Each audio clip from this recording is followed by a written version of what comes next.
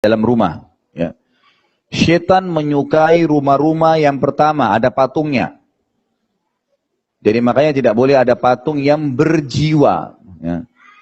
Jadi seperti manusia, jin, hewan, ya. Kemudian malaikat biasanya itu digambarkan kayak malaikat itu patung laki-laki bersayap misalnya. Nah itu tidak boleh.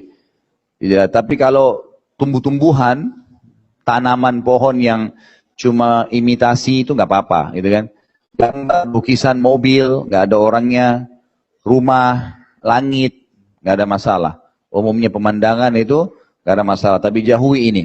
Umumnya orang pada saat diruqyah Bapak Ibu sekalian dan kesurupan, kalau ditanya syaitannya kamu sembunyi di mana, selalu yang ditunjuk sama dia itu patung di depan. Dan sering kali juga ditunjuk, mohon maaf ini ya, foto-foto yang di rumah. Makanya foto itu kalau darurat harus ada di rumah, ditaruh di album, jangan dipajang di tembok. Ada buku nanti Bapak Ibu coba bisa beli, terbitan Gema Insani Press, judulnya Rumah-Rumah Tidak Dimasuki Oleh Malaikat. Jadi subhanallah pengalaman teman-teman yang biasa ngeruqyah, kalau masih banyak foto yang ditempel itu, ruqyahnya bisa lebih lama. Tapi pada saat diturunkan, saya pernah meruqyah sepupu saya sendiri, saya suruh turunkan dulu semua foto di situ. Kemudian saya ruqyah, reaksi spontan pada saat itu. Subhanallah, langsung spontan. Padahal dia sebelumnya diruqyah oleh banyak orang, tidak ada reaksinya. Dan dia anggap tidak mungkin. Begitu saya bacain ayat kursi, Al-Falaq, An-Nas saja, ayat-ayat dasar, itu tiba-tiba dia muntah. Bereaksi sihirnya, terutama setelah diturunkan semua gambar-gambar itu. Jadi ini rumah yang disuka oleh syaitan. Ada patung atau ada gambar yang dipajang, makanya jauhi ini. Usahakan kalau foto pun darurat ditaruh di album, disimpan. Kalau perlu dilihat, tapi bukan dipajang. Termasuk juga boneka-boneka, mainan anak-anak, gitu kan? Itu kalaupun darurat ada, maka tidak boleh dipajang. Ditaruh di laci, simpan, gitu kan? Lebih baik lagi kalau anak-anak nggak dibelikan boneka. Lebih baik. Coba dengan yang lain ya.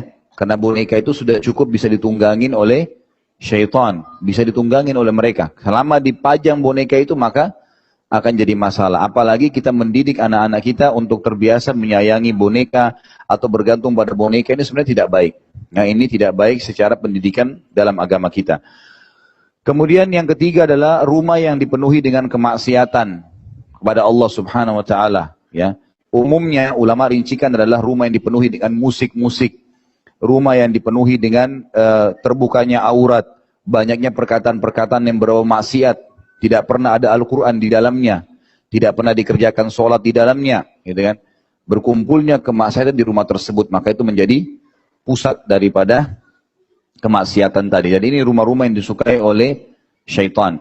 Dan setiap rumah yang tidak dimasuki oleh malaikat, karena ada patungnya, ada gambarnya, ya ada maksiatnya, itu juga akan dipenuhi oleh syaitan.